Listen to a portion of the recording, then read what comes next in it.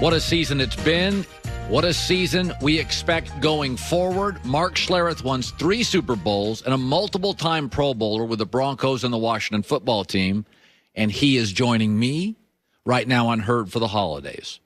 Mark, generally, dynasties don't last as long as we think for a variety of reasons. Kansas City has the makings of a dynasty, a respected head coach, a brilliant talent at quarterback, stability and ownership in the front office. They're obviously able to score quickly, with flash, with brilliance, playing with a lead or from behind. It doesn't get in the way of what they're trying to accomplish. But if there's anything, having been in a dynasty with Denver, if there's anything that would concern you going forward with the Chiefs, what would it be? Well, I think there's always a couple of things. One, I think that the most remarkable thing about the Patriots dynasty was nobody seemed to be sated by success. And human nature says to me that when I have a bunch of success, I'm going to get sated by that. I'm going to let things kind of ease off. I'm going to relax a little bit. And that to me, I think is the biggest thing that you have to overcome. You get opportunities outside the game, whether it's commercials, whether it's endorsement deals, whatever the case may be. Guys get upset about their money and want more celebrity or want more fame. And to be able to put that stuff aside every year and go back to the grind of winning football games and championship caliber football games, that to me is the biggest part of it. And health, obviously, the next biggest part. But that to me is really what is so difficult. Like right now, you watch the Chiefs over the course of the season, and there are times when they seem to be sleepwalking through games because they know they're so darn good that they can score at will.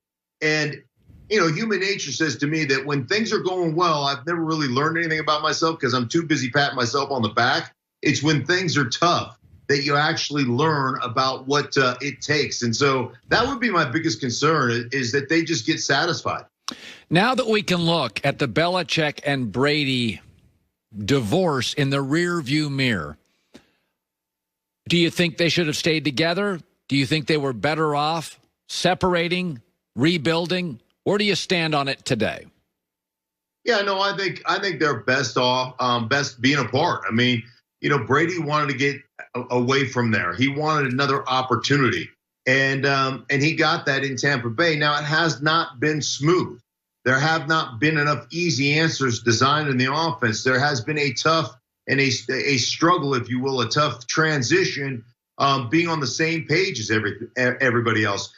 Brady actually told me, talking to Brady, about how difficult it is to play in Tampa because the extra work that he used to get in with his receivers and everybody together in the cool climate of New England, you can't do it in Tampa Bay. So where they used to get double the work during any practice, he goes, when we go off and the defense comes on, our guys are too busy trying to get hydrated, trying to get some rest because of the heat in Tampa. So it's been a slower process probably than even he anticipated it being. But listen, Tom Brady is in the midst of a playoff hunt in Tampa Bay, and it looks like the New England Patriots on the outside looking in. So I think the divorce was probably a long time coming. I think it's probably best for both sides. Certain franchises have a disadvantage, maybe where their geographical location is. Green Bay is geographically fine, but it's the smallest professional sports city and has not been attractive to free agents. That's something they've dealt with since the days you played.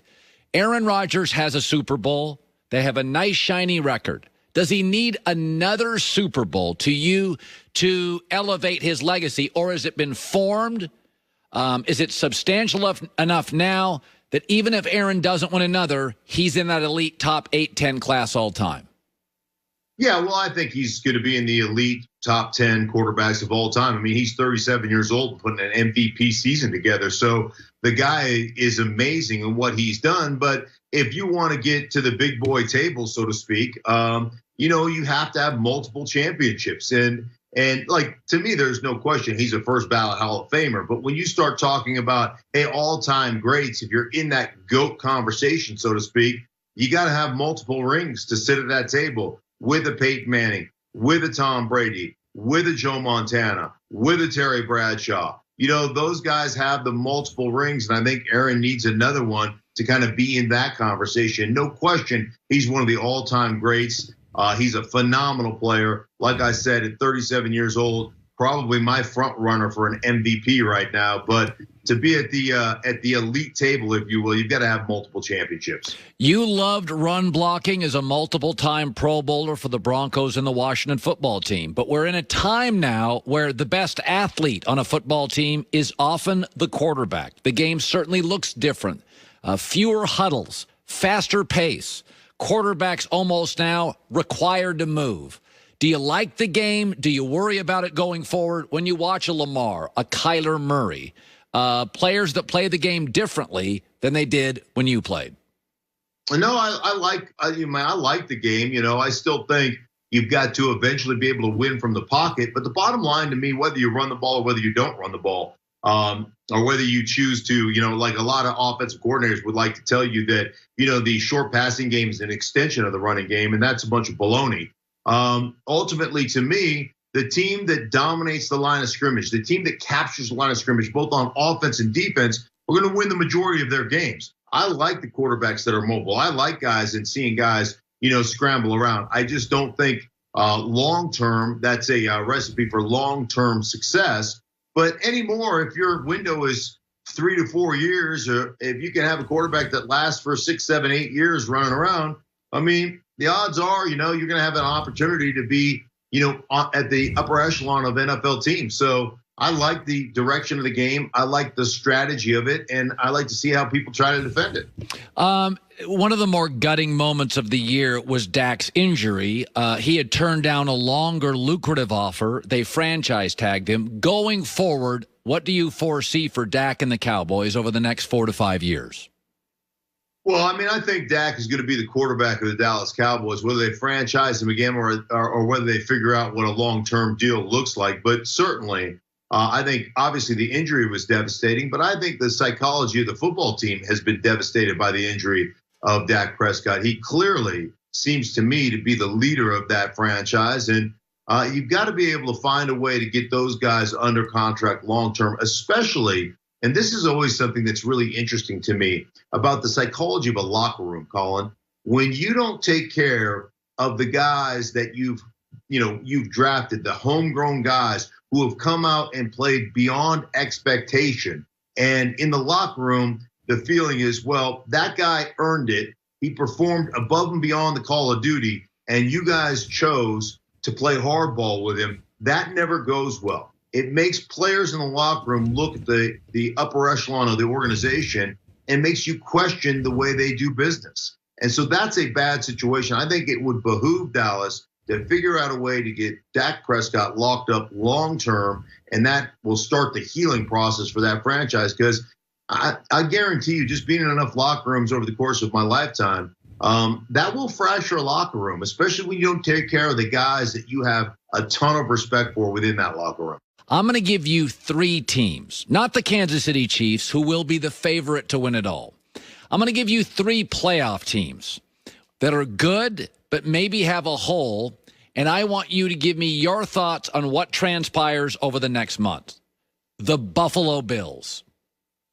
Buffalo Bills are a really good football team.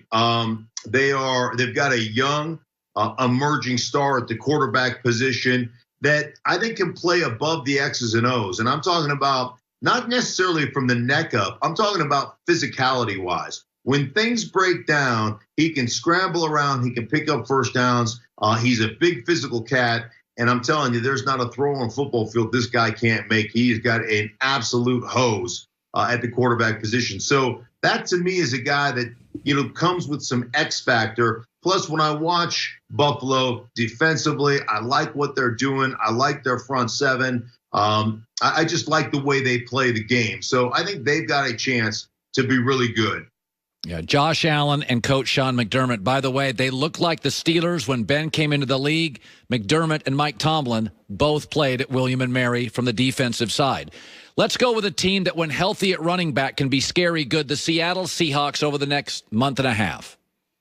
Yeah, Seattle is a really good football team. I think when they're balanced, this whole narrative of let Russ cook, I think when they're balanced, that's when they're their best. And I think the thing that you have to understand, because everybody loves the big time plays over the top to DK Metcalf, to Tyler Lockett, and they have those things, those explosive plays designed. I think they're the best team in football when things break down. Their quarterback does such a good job of extending plays. And I think there's nobody better in a scramble drill than the receivers they have. They're all on the same page. But ultimately, their defense has hurt them at times over the course of the season. And to me, what ends up happening is you've got to play complementary football. So I believe you've got to run the ball. You've got to possess the clock. You've got to shorten the game down, shorten some of the possessions down so your defense doesn't have to play 12 or 13 possessions. Your defense has to play 9 or 10 possessions. And then they have the ability to get off the football field with Jamal Adams,